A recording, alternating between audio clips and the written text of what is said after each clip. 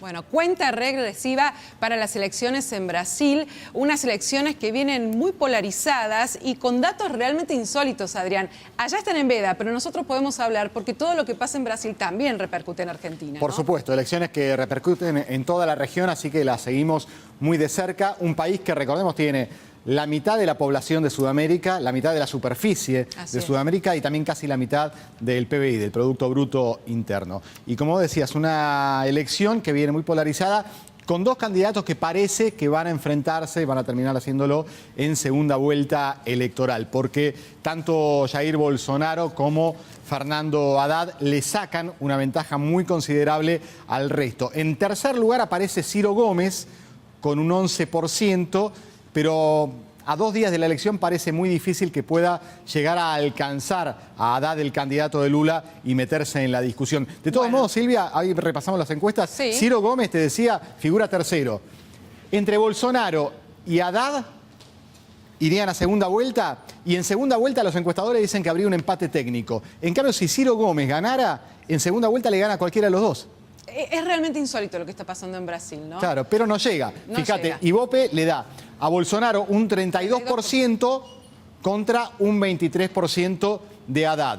Y Datafolia, una encuesta encargada por la Red O Globo, por Folia de San Pablo, en medios que apoyan a Bolsonaro, o por lo menos que no quieren saber nada con el regreso del PT, le dan un poquito más de ventaja a Bolsonaro. Un 35% contra un 22% de Haddad. Estas son las últimas encuestas. Un Brasil que podría tener un candidato a presidente con otras características de las que venía teniendo en la región, ¿no? Sobre todo en el caso de Jair Bolsonaro, en caso de ser electo presidente de Brasil, recordemos que la segunda vuelta se daría el 28 de octubre, es un personaje muy, pero muy particular. Muy polémico. Claro, muy polémico, con declaraciones muy polémicas. Algunos lo comparan con Donald Trump. Sí, le dicen el Trump de Brasil, ¿no? Claro, tiene 63 años. Jair Bolsonaro es el candidato de la derecha, lo decías vos, el Donald Trump brasileño, por su posición de derecha y por sus declaraciones controvertidas. Enseguida vamos a repasar algunas de estas declaraciones. Es militar de reserva, tiene grado de capitán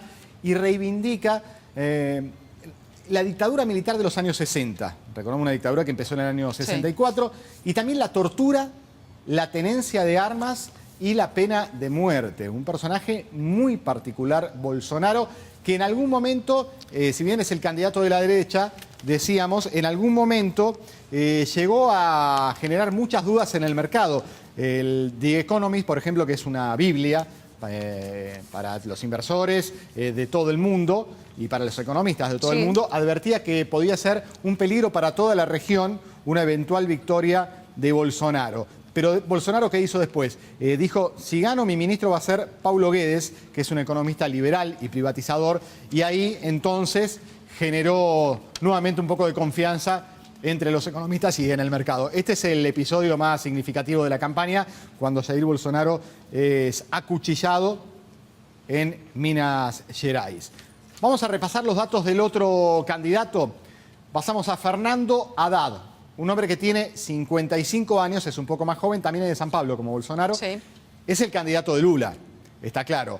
Exalcalde de San Pablo y exministro de Educación. Fue ministro durante la gestión Lula y también durante la gestión Dilma Rousseff. Un hombre de bajo perfil y poco conocido. Y ese es el gran problema que enfrenta a este hombre. Es el gran problema porque a Haddad, si le preguntan a los brasileños quién es Haddad, pocos lo vinculan con Lula. No es el Haddad del periodista que tenemos acá, no es Daniel, seguro. No es Daniel. Es Fernando, en este caso. Fue ministro, pero tiene muy poco conocimiento en la opinión pública. De hecho, ganó mucho cuando le permitieron al PT, al Partido de los Trabajadores, utilizar las boletas en la campaña, las boletas de Haddad, con la foto de Lula acompañándolo a este hombre que es un ex ejecutivo de la banca brasileña. Empezó su carrera como economista, en realidad. Bueno, para muchos Lula encarna un momento feliz de Brasil y este candidato representa una opción democrática contra el autoritarismo. Y hay otros que no votarían a Bolsonaro, no los convence, pero menos lo convence votar al PT. Es rara la elección que se viene y allí lo estamos viendo, ¿no? Los viejos tiempos de Lula.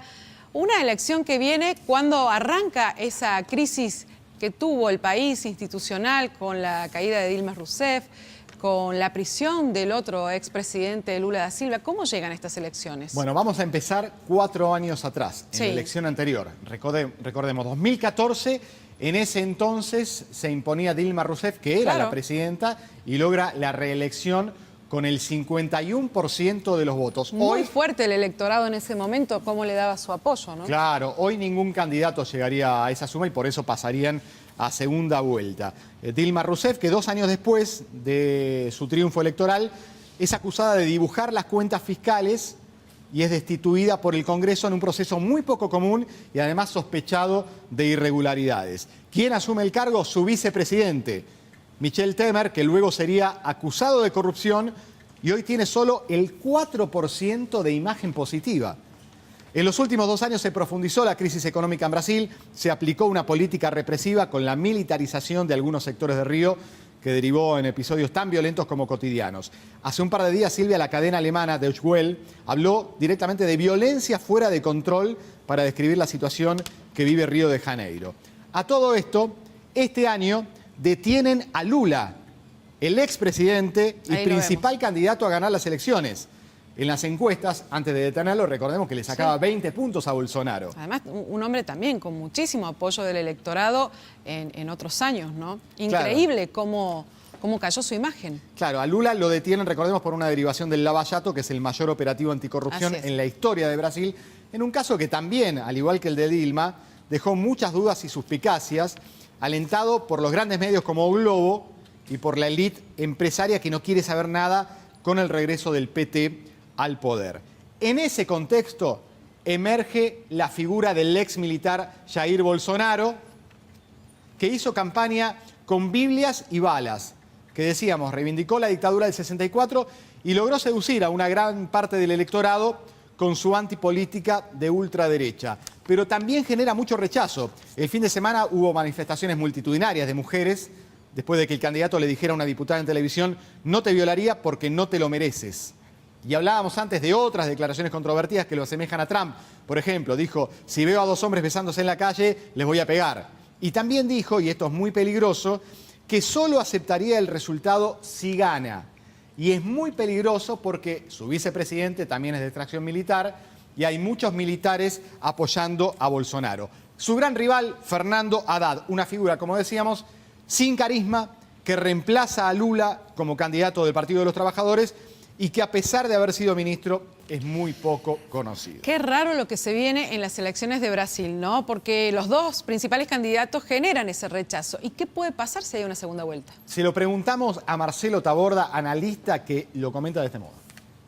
El elemento que puede pesar en la segunda vuelta es cómo se tejen alianzas, porque por un lado estará un fuerte sentimiento de rechazo. Bolsonaro es el que tiene el más alto índice de rechazo en el electorado, lo han dicho todos los sondeos, pero también hay un fuerte sentimiento anti-PT, que eso puede también influir o incidir en la hora de que el PT busque alianzas. Las alianzas naturales estarían por el lado de Ciro Gómez, que aparece tercero en las encuestas, y de Marina Silva, que fue también ministra de Ambiente de Lula en el primer mandato. Ciro también fue ministro de Lula, así como Haddad ha sido ministro de Educación tanto de Lula como de Dilma. Se podría presumir en un frente de centro-izquierda, si se quiere, pero también hay que ver cómo se comporta el electorado y cómo inciden también en la opinión pública algunos casos que puedan aparecer de aquí hacia esa segunda vuelta si se confirma el segundo turno. 28 de octubre, entonces, la fecha fijada para la segunda vuelta, que ahora asoma como lo más probable. Vamos a ver qué pasa el domingo.